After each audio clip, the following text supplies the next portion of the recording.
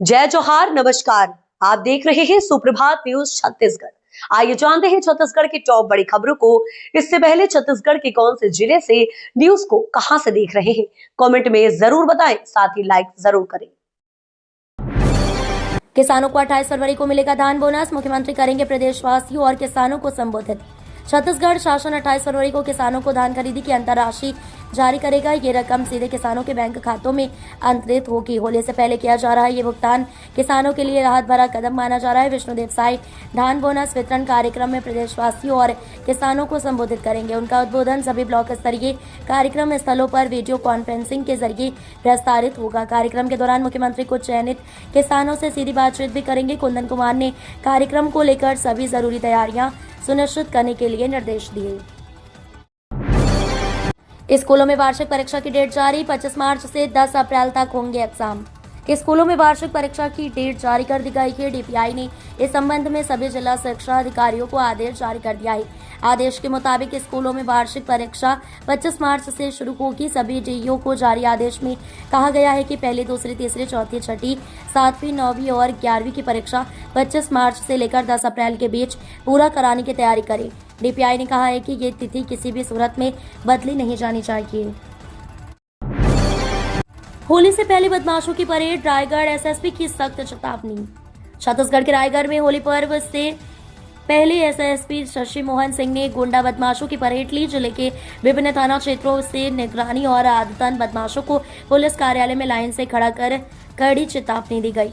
उन्हें साफ कहा गया कि अपराध से तौबा कर मुख्य धारा से जुड़ जाएं, वरना सख्त कार्रवाई की जाएगी। करीब 70 से अधिक निगरानी बदमाशों, गुंडा तत्वों, सजायाफ्ता और संदिग्ध प्रवृत्ति के लोगों को पुलिस कार्यालय में तलब किया गया है। एसएसपी शशि मोहन सिंह ने स्पष्ट शब्दों में कहा कि सभी चयनित व्यक्ति अपराध छोड़कर सम्मानजनक जीवन अपनाएं। यदि किसी भी प्रकार की आपराधिक गतिविधि या शिकायत सामने आती है तो उनके खिलाफ कड़ी कानूनी कार्रवाई की जाएगी। होली से पहले निकाय कर्मियों को राहत, 62.85 करोड़ जारी। वेतन मद में 51.71 करोड़ का आवंटन। छत्तीसगढ़ के नगरीय निकायों में कार्यरत कर्मचारियों को होली से पहले वेतन भुगतान सुनिश्चित करने के लिए राज्य सरकार ने चुंगी क्षतिपूर्ति मद से 62.85 करोड़ रुपए से अधिक की राशि जारी की है। नगरीय प्रशासन एवं विकास विभाग द्वारा जारी इस राशि में 51 करोड़ 71 लाख 21 हजार रुपए विशेष रूप से वेतन भुगतान के लिए दिए गए हैं, जबकि 11 करोड़ 14 लाख 38 हजार 492 रुपए नियमित मासिक चुंगी क्षतिपूर्ति के रूप में आवंटित किए गए हैं। युवाओं के लिए खुशखबरी, थल सेना में निकली बम्पर भर्तियां, इस दिन तक मौका। जिला रोजगार एवं स्वरोजगार मार्गदर्शन केंद्र गरियाबंद से प्राप्त जानकारी के अनुसार भारतीय थल सेना में अग्निवीर भर्ती हेतु ऑनलाइन आवेदन प्रक्रिया प्रारंभ हो गई है। इच्छुक अभ्यर्थी 1 अप्रैल 2026 तक अधिकृत वेबसाइट के माध्यम से आवेदन कर सकते हैं। जानकारी के अनुसार अविवाहित पुरुष एवं महिला अभ्यर्थी जिनकी जन्म तिथि 1 जुलाई 2005 से 1 जुलाई 2009 के मध्य है, वे अग्निवीर जनरल ड्यूटी, अग्निवीर तकनीकी, अग्निवीर क्लर्क, स्टोर कीपर तथा अग्निवीर ट्रेड्समैन पदों के लिए आवेदन कर सकते हैं। अंतर्राष्ट्रीय विशेषज्ञ किर्सी हैवेरिनेन के प्रवास से छत्तीसगढ़ पर्यटन को मिलेगी नई दिशा। संयुक्त राष्ट्र से संबद्ध अंतर्राष्ट्रीय विशेषज्ञ और हिवा कोचिंग एंड कंसल्टिंग की संस्थापक किर्सी हैवेरिनेन इन दिनों छत्तीसगढ़ के 6 दिवसीय प्रवास पर हैं। इस दौरान उन्होंने बस्तर जिले के ग्राम धुड़मा रास का दौरा किया। उनके स्वागत में धुरवा डेरा होम स्टे में धुरवा नृत्य और गीतों के माध्यम से ग्रामीणों ने अपनी संस्कृति की झलक प्रस्तुत की। किर्सी ने कहा कि इस प्रकार का अनुभव उनके लिए अत्यंत विशेष और अविस्मरणीय है। सुश्री किर्सी ने विश्व प्रसिद्ध चित्रकूट जलप्रपात में पर्यटन संभावनाओं का अवलोकन किया। राशन कार्ड ई-केवाईसी की समय सीमा खत्म, 1 लाख से अधिक हितग्राही सूची से बाहर। बेमेतरा जिले में 100% राशन कार्ड धारकों की ई-केवाईसी सत्यापन कराने का लक्ष्य एक बार फिर अधूरा रह गया है। शासन द्वारा बार बार मियाद बढ़ाए जाने और प्रशासनिक सख्ती के बावजूद जिले के 99,000 से अधिक ग्रामीण और शहरी हितग्राहियों ने अब तक अपना प्रमाणीकरण नहीं कराया है। पिछले वित्तीय वर्ष के भीतर ही इस महत्वपूर्ण कार्य को पूर्ण करने का लक्ष्य निर्धारित किया गया था, लेकिन समय बीतने के बाद भी जिले में अभी 1,07,552 हितग्राही ई-केवाईसी की प्रक्रिया से पूरी तरह बाहर हैं। अवैध कॉलोनियों पर सरकार सख्त, 3 से 7 साल तक की सजा। सभी निगम आयुक्त को जारी हुआ निर्देश। अवैध कॉलोनी निर्माण और अवैध प्लॉटिंग पर अब कड़ा शिकंजा कसने की तैयारी की। शासन के नगरीय प्रशासन एवं विकास विभाग ने संबंध में सभी नगर निगम आयुक्तों को स्पष्ट निर्देश जारी किए हैं। आदेश में कहा गया है कि नगर पालिका अधिनियम 1956 की धारा 292 के तहत अवैध कॉलोनी निर्माण करने वालों के खिलाफ सख्त कानूनी कार्रवाई सुनिश्चित की जाए।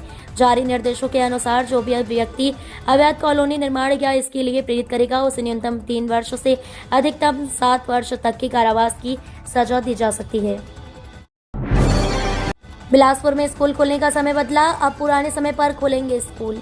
बिलासपुर जिले में स्कूलों का समय बदल दिया गया है। ठंड और शीतलहर समाप्त होने के बाद ये निर्णय लिया गया है। अब स्कूलें अपने पूर्व निर्धारित समय पर खोलेंगी। जिला शिक्षा अधिकारी ने इस संबंध में आदेश जारी किया है। जिला शिक्षा अधिकारी एस बी टांडे ने बताया कि कलेक्टर संजय अग्रवाल के अनुमोदन के बाद ये आदेश जारी किया गया है। जिले के सभी शासकीय अशासकीय अनुदान प्राप्त और सीबीएसई पाठ्यक्रम संचालित स्कूलों पर यह लागू होगा। एक पाली में संचालित होने वाले स्कूलों का समय सोमवार से शुक्रवार तक सुबह 10 बजे से शाम 4 बजे तक रहेगा। शनिवार को ये स्कूलें सुबह 7:30 बजे से 11:30 बजे तक संचालित होंगी। विधानसभा में कस्टोडियल डेथ पर हंगामा, 66 मामलों में 18 की मजिस्ट्रेट जांच पूरी। छत्तीसगढ़ विधानसभा के प्रश्नकाल में कस्टोडियल डेथ के मुद्दे पर जोरदार बहस और हंगामा देखने को मिला। उप मुख्यमंत्री एवं गृह मंत्री विजय शर्मा ने सदन को बताया कि राज्य में दर्ज 66 मामलों में से 18 प्रकरणों में राष्ट्रीय मानवाधिकार आयोग के दिशा निर्देशों के अनुरूप न्यायिक मजिस्ट्रेट जांच पूरी हो चुकी है, जबकि 48 मामलों में जांच जारी है। प्रश्नकाल के दौरान पूर्व मुख्यमंत्री भूपेश बघेल ने मृतकों के नाम और संबंधित जेलों की जानकारी उपलब्ध नहीं कराने पर आपत्ति जताई। उन्होंने पूछा कि क्या कवर्धा जेल में बंद पंकज साहू की कस्टोडियल डेथ इस सूची में शामिल है। महासमुंद के 1800 आंगनबाड़ी केंद्र बंद, 3600 कार्यकर्ता सहायिकाएं सरकारी कर्मी घोषित करने समेत 3 मांगों पर धरने पर। महासमुंद जिले के बागबाहरा में आंगनबाड़ी कार्यकर्ता और सहायिकाएं अपनी 3 सूत्री मांगों को लेकर 2 दिवसीय धरने पर बैठ गई हैं। इस हड़ताल के कारण जिले के 1800 आंगनबाड़ी केंद्रों पर ताला लग गया है। छत्तीसगढ़ जुझारू आंगनबाड़ी कार्यकर्ता सहायिका कल्याण संघ सहित संयुक्त मंच के बैनर तले जिले की कुल 3600 कार्यकर्ता और सहायिकाएं इस प्रदर्शन में शामिल हैं। उनकी प्रमुख मांगों में शासकीय कर्मचारी का दर्जा मानदेय में वृद्धि और मूलभूत सुविधाओं का प्रावधान शामिल है। कलेक्टर की सख्ती के बाद शिक्षा विभाग पे मचा हड़कंप, 41 स्कूलों को कारण बताओ नोटिस। 82 लाख रुपए की राशि महीनों तक फाइलों में उलझे रहने की खबर सामने आने के बाद अब प्रशासन ने बड़ा कदम उठाया है। समग्र शिक्षा अंतर्गत सत्र 2025-26 के लिए जिले के 41 हाई एवं हायर सेकेंडरी विद्यालयों को प्रति विद्यालय 2-2 लाख रुपए की स्वीकृति नवंबर में मिल चुकी थी, लेकिन अभी तक राशि जारी नहीं हो सकी। इससे व्यावसायिक शिक्षा से जुड़े 10वीं और 12वीं के छात्र पूरे सत्र आवश्यक संसाधनों से वंचित रहे। मामला प्रमुखता से उजागर होने के बाद कलेक्टर कुंदन कुमार ने शिक्षा विभाग की मैराथन बैठक लेकर अधिकारियों को कड़ी फटकार लगाई थी। कलेक्टर ने साफ शब्दों में बताया था कि विद्यार्थियों के भविष्य से खिलवाड़ किसी भी स्थिति में बर्दाश्त नहीं किया जाएगा। अब 6 महीने के भीतर मामलों की सुनवाई करनी होगी पूरी। डिग्री के प्रकरणों के फैसले के लिए डेडलाइन तय। सुप्रीम कोर्ट ने देश भर के हाई कोर्ट के लिए जरूरी निर्देश जारी किया है। बिलासपुर हाई कोर्ट के रजिस्ट्रार जनरल ने सुप्रीम कोर्ट के आदेश के परिपालन में प्रदेश की अदालतों के लिए निर्देश जारी किया है। डिग्री के नए मामलों की सुनवाई अब 6 महीने में पूरे करने होंगे। बिलासपुर हाई कोर्ट ने सुप्रीम कोर्ट के आदेश के परिपालन में प्रदेश की सभी जिला अदालतों के लिए नई प्रैक्टिस गाइडलाइन जारी की है। जारी गाइडलाइन के अनुसार अब निष्पादन के नए मामलों को फाइल होने की तिथि से 6 महीने के भीतर निपटाना जरूरी होगा। सभी अदालतों को निष्पादन के प्रकरणों को प्राथमिकता में रखना होगा ताकि डिग्री धारकों को उनके कानूनी अधिकार बिना किसी देरी के मिल सके। बलरामपुर में भाजयुमो की नई जिला कार्यकारिणी घोषित, राजेश यादव राजपुर मंडल अध्यक्ष।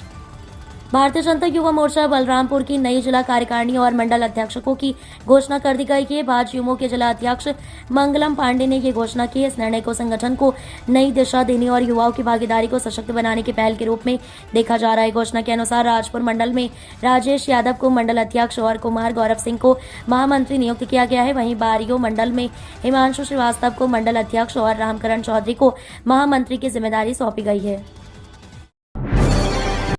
मुख्यमंत्री साय से पूर्व क्रिकेट कप्तान कपिल देव ने की मुलाकात।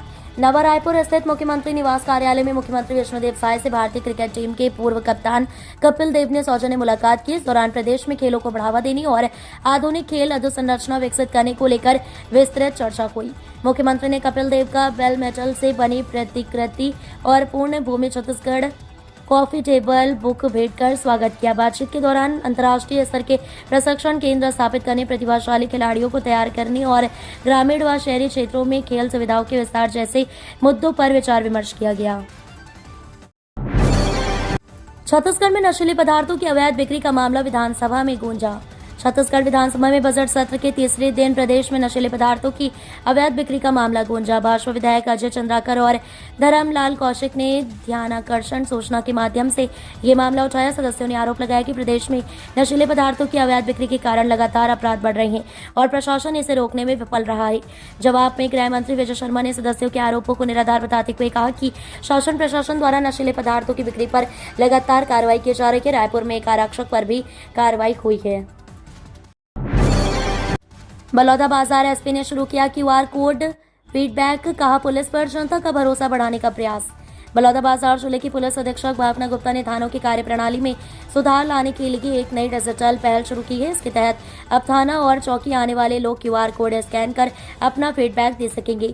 ये कदम जनता से सीधा जुड़ाव बनाने और पुलिस व्यवस्था को बेहतर बनाने के उनके प्रयासों का हिस्सा है। पुलिस अधीक्षक भावना गुप्ता ने बुधवार को पुलिस कार्यालय में प्रवास अभियान के तहत इस क्यूआर कोड का उद्घाटन किया। ये क्यूआर कोड जिले के सभी थानों और चौकियों में लगाए जाएंगे। छत्तीसगढ़ में मौसम बदलेगा मिजाज, 3 दिन हल्की बारिश और गरज चमक की संभावना। छत्तीसगढ़ के मौसम पर बंगाल की खाड़ी में बने निम्न दबाव क्षेत्र और चक्रवाती परिसंचरण का असर देखने को मिल रहा है। मौसम विभाग के अनुसार दक्षिण पूर्वी बंगाल की खाड़ी के ऊपर बना सिस्टम धीरे धीरे पूर्व दिशा की ओर बढ़ते हुए कमजोर होगा, लेकिन इसके प्रभाव से प्रदेश के मौसम में हल्का दबाव बना रहेगा। इसके साथ ही पश्चिम बंगाल और उड़ीसा तट से सटे क्षेत्र में ऊपरी हवा का चक्रवाती परिसंचरण सक्रिय है, जो मौसम की गतिविधियों को प्रभावित कर रहा है। निगम की नई लॉजिस्टिक नीति, शहर के भीतर ट्रैफिक व्यवस्था से भी मिलेगा छुटकारा। नगरीय प्रशासन एवं विकास विभाग ने नगर निगम क्षेत्र के लिए अलग से लॉजिस्टिक पॉलिसी को अनुमोदित किया है, जिसके तहत राजधानी में लॉजिस्टिक कॉरिडोर और आउटर में आधुनिक लॉजिस्टिक हब विकसित किए जाएंगे। अब तक राजधानी में लॉजिस्टिक व्यवस्था को लेकर कोई ठोस प्लान नहीं था, जिससे शहर के भीतर संचालित थोक बाजारों के कारण यातायात पर भारी दबाव बना रहता है। नई नीति का उद्देश्य माल परिवहन को व्यवस्थित करना, शहर के भीतर ट्रैफिक जाम कम करना और व्यापारिक गतिविधियों को गति देना है। अवैध रेत गिट्टी उत्खनन पर खनिज विभाग की कार्रवाई। खनिज विभाग ने जिले में रेत और गिट्टी के अवैध उत्खनन एवं परिवहन के खिलाफ अपनी कार्रवाई तेज कर दी है।